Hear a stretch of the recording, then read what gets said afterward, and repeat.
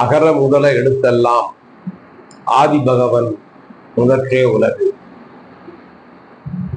நூல்காஞ்சி இணையதள பெருமக்களுக்கு என் அன்பின் பெரு வணக்கம். நூல்காஞ்சி இணையதளத்தில் நாம் தொடர்ந்து தமிழ் அறிஞர்களை பற்றி சிந்தித்து வருகிறோம். அந்த வகையில் இன்றைக்கு நாம் சிந்திக்க இருக்கக்கூடிய தமிழ் அறிஞர் நாமக்கல் கவிஞர் வே. ராமலிங்கம் பிள்ளை ஆவார்கள். நாமக்கல் கவிஞர் வே. ராமலிங்கம் பிள்ளை அவர்கள் 1888ஆம் ஆண்டில் பிறந்தார். மிகவும் எளிமையான மனிதராக அவர் வாழ்ந்து சிறந்தார். அதற்கு ஒரு உதாரணம் சொல்ல வேண்டும் என்றால், 1953-54 நாகர்கோவில்ல நமது கலைவாணர் NS கிருஷ்ணன் அவர்களுடைய நிதி ஆதரவில் நாகர்கோவில்ல உள்ள ஒரு பூங்காவில் மகாத்மா காந்தியடிகள் அவர்களுடைய சிலை திறப்பு விழா நடைபெற்றது. அந்த விழாவிற்கு நாமக்கல் கவிஞர் வே. ராமலிங்கம் பிள்ளை அவர்கள் விழா நடந்து கொண்டிருக்கும் போது கொஞ்சம் தாமதமா வந்தார். வந்தவர் என்ன பண்ணாரு, பார்வையாளர்கள் வரிசையில அமர்ந்து கொண்டார். விழா மேடையில இருந்த ஒரு தலைவர் நாமக்கல் கவிஞர் வே. ராமலிங்கம் பிள்ளை அவர்களை பார்த்துட்டாங்க. அந்த விழாவில் நாமக்கல் கவிஞர் வே. ராமலிங்கம் பிள்ளை அவர்கள் தான் சிறப்பு விருந்தினர், அவர் தான் சிறப்புரையாற்ற போகிறார். ஆனா தாமதமா வந்த காரணத்தினால எந்த ஆர்ப்பாட்டமும் இல்லாமல் அமைதியாக அவர் பார்வையாளர் வரிசையில அமர்ந்துட்டார். அப்ப அதை பார்த்த அந்த மேடையில அமர்ந்திருந்த ஒரு முக்கிய விருந்தினர் அங்க விழா அமைப்பாளர்கிட்ட ஐயா கவிஞர் ராமலிங்கம் பிள்ளை அவர்கள் கீழே உட்கார்ந்துருக்காங்க அப்படின்னு சொன்ன பிறகு அப்போ அதுல தன்னார்வலராக கலந்து கொண்ட ஒரு பெரிய ஆளுமை யாருன்னா சுந்தர் ராமசாமி அவர்கள். அப்புறம் அந்த சுந்தர் ராமசாமி கிட்ட சொல்லி அவரை மேடைக்கு அழைத்து வர சொன்னார்கள். சுந்தர் ராமசாமி அவர்கள் போய் நாமக்கல் கவிஞர் வே. ராமலிங்கம் பிள்ளை அவர்களை மேடைக்கு அழைத்து அமர வைத்தார். இது அமர வைத்த பிறகு அவருடைய சொற்பொழிவு ஆற்றுகிற போது அவர், நாம் தாமதமாக வந்ததற்காக நீங்க எல்லாம் என்னை மன்னித்து பொறுத்தருள வேண்டும் என்று கேட்டுக்கொண்டார். இது அப்பவே அவர் ரொம்ப பிரபலமானவர், சிறப்புக்குரிய மனிதர், பாராட்டுக்குரிய மனிதர், மிகச்சிறந்த கவிஞர். ஆனா அவர் எந்த விதமான ஆர்ப்பாட்டமும் இல்லாமல் அமைதியான ஒரு தூய உள்ளத்தோடு மக்களிடம் தான் தாமதமாக வந்ததற்காக மன்னிப்பு கேட்டுக்கொண்டார். இது அவரது பணிவின் சிறப்பு என்று சொல்லலாம். நாமக்கல் கவிஞர் அவர்கள் 50க்கும் மேற்பட்ட மிகச்சிறந்த நூல்களை நமக்கு தந்துள்ளார்.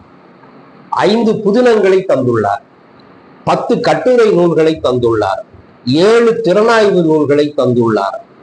அப்புறம் தமிழ் இசை குறித்து அவர் 3 நூல்களை கொடுத்துள்ளார், தன் வரலாற்று நூலையும் கொடுத்துள்ளார். இப்படி 50க்கும் மேற்பட்ட நூல்களை நாமக்கல் கவிஞர் வே. ராமலிங்கம் பிள்ளை அவர்கள் தமிழ் இலக்கிய உலகத்திற்கு தந்துள்ளார். மொழிபெயர்ப்பு மட்டும் 4 புத்தகங்களை கொடுத்துள்ளார். அவருடைய நூல்களை தமிழ் பண்ணை என்கிற பதிப்பகம் வெளியிட்டது. அது மட்டுமில்லாமல் பழனியப்பா பிரதர்ஸ், பாரதி புத்தக நிறுவனம், பாரதி பதிப்பகம் இது போன்ற பதிப்பகங்கள் அவருடைய நூல்களை எல்லாம் வெளியிட்டார்கள்.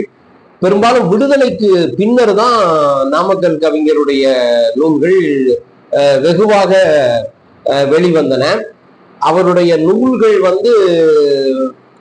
மிக மிக அதிகமாக வெளிவருவதற்கு காரணம் யார் அப்படின்னா, தமிழ் பண்ணையை நடத்தி வந்த திரு சின்ன அண்ணாமலை தான் அதுக்கு காரணமாக இருந்தார். ஏராளமான நாமக்கல் கவிஞருடைய நூல்களை வெளியிட்டார். 1929 நாமக்கல் கவிஞர் ராமலிங்கம் பிள்ளை அவருடைய கவிதை தொகுப்பு வெளிவந்தது. அவரு பாத்தீங்க அப்படின்னா மிகப்பெரிய தேசபக்தராக விளங்கினார், காந்தியடிகளுடைய தொண்டராக விளங்கினார் என்று சொல்லலாம். இதுல மிக அவருடைய என் கதையை வந்து நான் படித்து வியந்து போயிருக்கிறேன். நான் உங்களுக்கு மக்களுக்கு தெரிவிக்கக்கூடிய செய்தி என்னவென்றால், எத்தனையோ பேரு சுய வரலாற்று தன் வரலாற்று நூல்களை எல்லாம் எழுதியிருக்காங்க. அதுல படிக்கும் போது நமக்கு பெரிய ஆர்வத்தை தூண்டக்கூடிய நூல் நாமக்கல் கவிஞர் அவர்களுடைய தன் வரலாற்று நூலான என் கதை என்று நான் சொல்லுவேன். என் கதையை படிக்கிற போது தமிழகத்தினுடைய வரலாற்றை, தமிழினுடைய சிறப்பை நம்ம வந்து தெரிஞ்சுக்கிறோம். ஆனா நாமக்கல் கவிஞரிடம் நான் பார்த்த ஒரு பார்வை என்ன அப்படின்னா, அவர் தமிழ் வெறி கொண்டிருக்கவில்லை. தமிழை பத்தி சிறப்பாக பாடியிருக்கிறார். ஆனா கொஞ்சம் கூட ஒரு ஒரு பிற மொழிகளின் மீது வெறுப்பு இல்லாமல் வாழ்ந்திருக்கிறார், பிற சமயத்தினர் மீது வெறுப்பு இல்லாமல் வாழ்ந்திருக்கிறார் என்பதை வந்து என் கதையை படிக்கிற போது நம்ம தெரிந்து கொள்ளலாம். அதாவது வாய்ப்பு உங்களுக்கு கிடைக்குமானால் அவசியம் நீங்க என் கதையை படிச்சிடணும். நாமக்கல் கவிஞருடைய என் கதை என்கிற அந்த தன் வரலாற்று நூல் என்பது ஒவ்வொருவரும் படிக்கணும். அதை படிப்பதனால் நமக்கு நாம் பெறக்கூடிய அனுபவம் என்பது நமக்கு பேரின்பம் அளிக்கக்கூடியது என்று நான் சொல்லுவேன். அப்புறம் 1932 வந்து சத்தியாகிரக போராட்டத்தில் நாமக்கல் கவிஞர் ராமலிங்க பிள்ளை அவர்கள் பங்கெடுத்து கொண்டார்கள். அந்த சத்தியாகிரக போராட்டத்துல வந்து அவர் பங்கெடுத்து கொண்டதன் விளைவாக அவர் வேலூர் சிறைச்சாலையிலும் மதுரை சிறைச்சாலையிலும் இருந்தார். அப்ப அங்க இருக்கக்கூடிய அந்த சிறைச்சாலையில இருக்கக்கூடிய சக காங்கிரஸ் தொண்டர்கள் வந்து திருக்குறள்ல நிறைய சந்தேகங்களை நாமக்கல் கவிஞரிடம் கேட்டார்கள். அப்போது அவர் வந்து என்ன பண்ணினார்னா, திருக்குறள் வகுப்பை சிறைச்சாலையிலே நடத்தினார். இந்த திருக்குறள் வகுப்பை வந்து சிறைச்சாலையில நடத்தியது வந்து ஒரு ஒவ்வொரு மனிதனுடைய வாழ்க்கைக்கு ஒரு திருப்பு முனை என்று சொல்லலாம். மிகச் சிறப்பாக அவர் வந்து திருக்குறள் வகுப்பை சிறைச்சாலையிலே நடத்தினார் என்று அன்பர்கள் சொல்லி நான் கேள்விப்பட்டிருக்கிறேன். அந்த வகுப்பு எடுக்க வேண்டும் என்கிற காரணத்திற்காகவே அவர் வந்து பரிமேலழகருடைய உரையை நன்கு படித்ததாக சொல்வார்கள். அந்த பரிமேலழகர் உரையை வந்து படித்து படித்து திருக்குறள் வகுப்பை நடத்தி கொண்டிருக்கிற போது அவருக்கு ஒரு எண்ணம் உண்டானது. அந்த எண்ணத்தால் விளைந்ததுதான் ராமலிங்கம் நாமக்கல் கவிஞருடைய திருக்குறள் உரை. இன்னைக்கு பாத்தீங்க அப்படின்னா, இந்த காலகட்டத்துல இப்ப இந்த 21ஆம் நூற்றாண்டுல இப்ப இன்றைக்கு நாமக்கல் கவிஞர் ராமலிங்கம் பிள்ளை அவருடைய திருக்குறள் உரை மிக மிக சிறப்பாக மக்களிடம் கொண்டு போய் சேர்க்கப்பட்டு கொண்டிருக்கிறது. மிகச்சிறந்த உரை. இந்த உரை பிறப்பதற்கு காரணம் வந்து அவர் சத்தியாகிரக போராட்டத்தில் சிறைச்சாலைக்குள் இருந்த போது அவரோடு அங்க இருந்த சக போராட்ட வீரர்கள் வந்து திருக்குறள்ல வந்து எனக்கு உங்களுக்கு சொல்லிக் கொடுங்க, எங்களுக்கு சந்தேகம் இருக்கு அப்படின்னு கேட்டதன் காரணமாக இவர் நடத்திய வகுப்பு என்று சொல்லலாம். அந்த திருக்குறள் வகுப்பு மூலமாக, அவர் எடுத்த வகுப்பு மூலமாக இன்றைக்கு நமக்கு கிடைத்திருக்கக்கூடிய ஒரு மாபெரும் களஞ்சியம் தான் நாமக்கல் கவிஞருடைய திருக்குறள் உரை என்று சொல்லலாம்.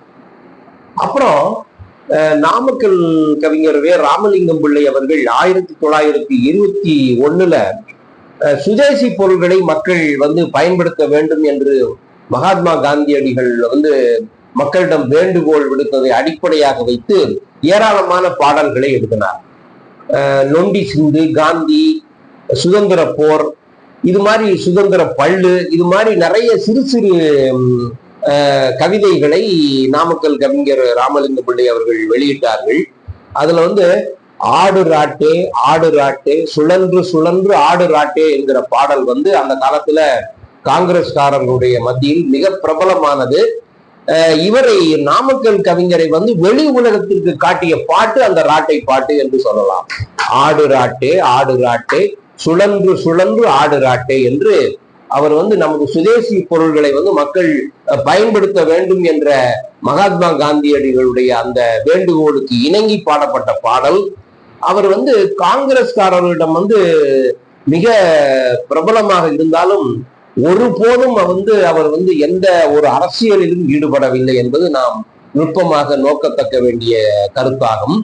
அப்புறம் 1930 உப்பு சத்தியாகிரகத்தை வந்து மகாத்மா காந்தியடிகள் செய்தார். வேதாரண்யத்துல வந்து அந்த உப்பு சத்தியாகிரகத்துக்கு வந்து தலைமை தாங்கியவர் யாருன்னா ராஜகோபாலாச்சாரியார். நம்ம உப்பு சத்தியாகிரகம் தமிழ்நாட்டுல வேதாரண்யத்துல தொடங்கி ஊர்வலமாக மக்கள் வந்தாங்க. அந்த வேதாரண்ய உப்பு அந்த கடற்கரையில உப்பு எடுத்துட்டு எல்லாம் வந்தாங்க. அந்த ஊர்வலத்தில் வந்து பாடப்பட்ட பாடல் நாமக்கல் கவிஞர் ராமலிங்கத்தினுடைய மிகச்சிறந்த பாடல். கத்தியின்றி ரத்தமின்றி யுத்தம் ஒன்று வருகிறது, சத்தியத்தின் நித்தியத்தை நம்பும் யாரும் சேருவீர். கத்தியின்றி ரத்தமின்றி யுத்தம் ஒன்று வருகிறது, சத்தியத்தின் நித்தியத்தை நம்பும் யாரும் சேருவீர் அப்படிங்கிற அந்த பிரசித்தி பெற்ற மிக பிரபலமான பாடல் இன்றைக்கு வரைக்கும் மக்களிடம் மிக சிறந்த செல்வாக்கை செலுத்தி வருகிறது. இதன் மூலமாக நாமக்கல் கவிஞர் வந்து மக்களிடம் எல்லாம் வந்து தெரியும்படியான ஒரு மிகச்சிறந்த கவிஞராக விளங்கி வருகிறார்.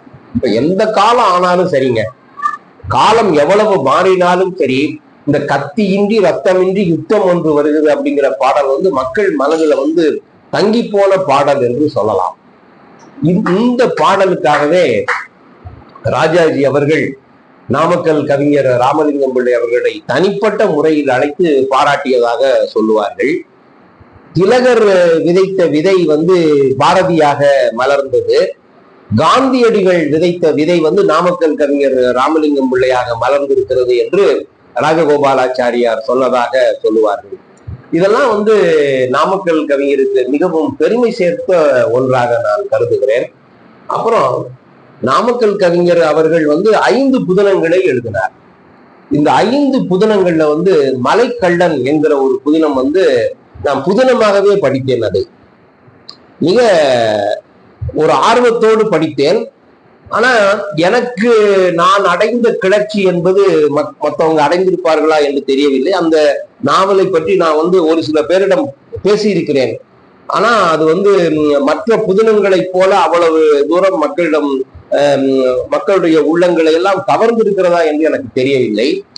1942 அந்த நூல் வந்து வெளிவந்தது. 1951 அது நமது எம்ஜி ராமச்சந்திரன் அவர்களால் மலைக்கள்ளன் திரைப்படமாக ஆக்கப்பட்டது.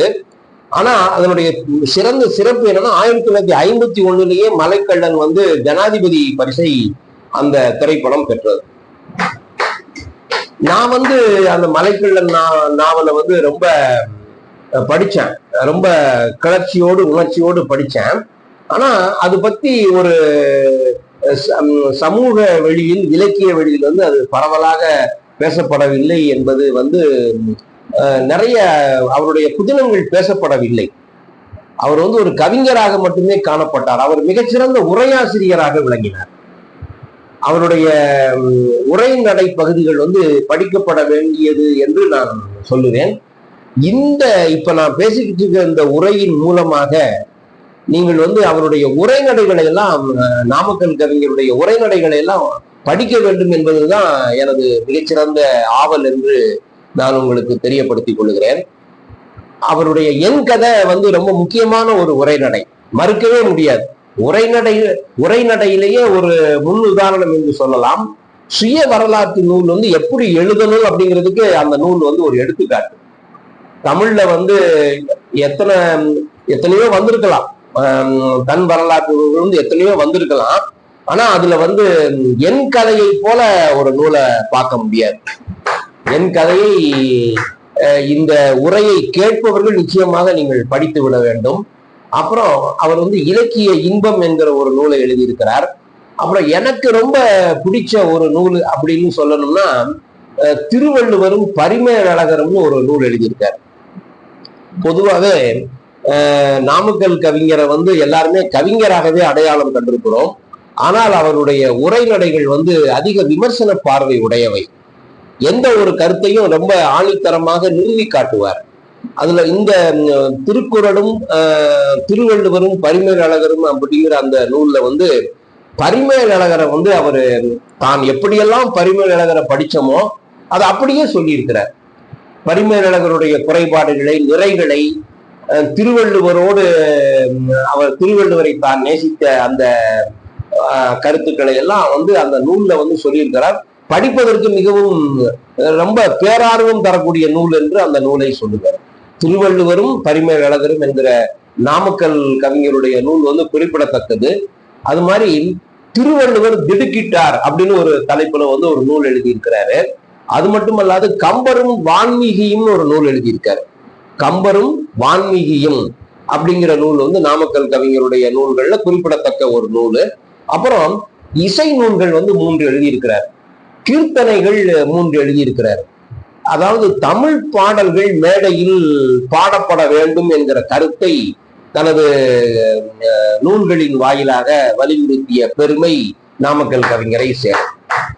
அந்த காலத்துல மேடைகள்ல கர்நாடக சங்கீதமே படிக்கப்பட்டது.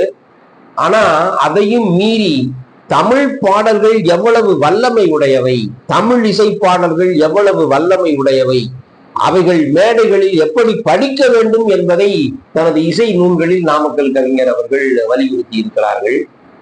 நாமக்கல் கவிஞர் ராமலிங்கம் பிள்ளை அவர்கள் 1910 ஒரு ஓவிய காட்சியில் மகாத்மா காந்தியடிகளை பார்ப்பதற்கு ரொம்ப சென்னையில நடந்த ஓவிய கண்காட்சியில் ரொம்ப ஆவல் கொண்டு சென்று போய் அவரை சந்திக்க முடியாமல் போய்விட்டது.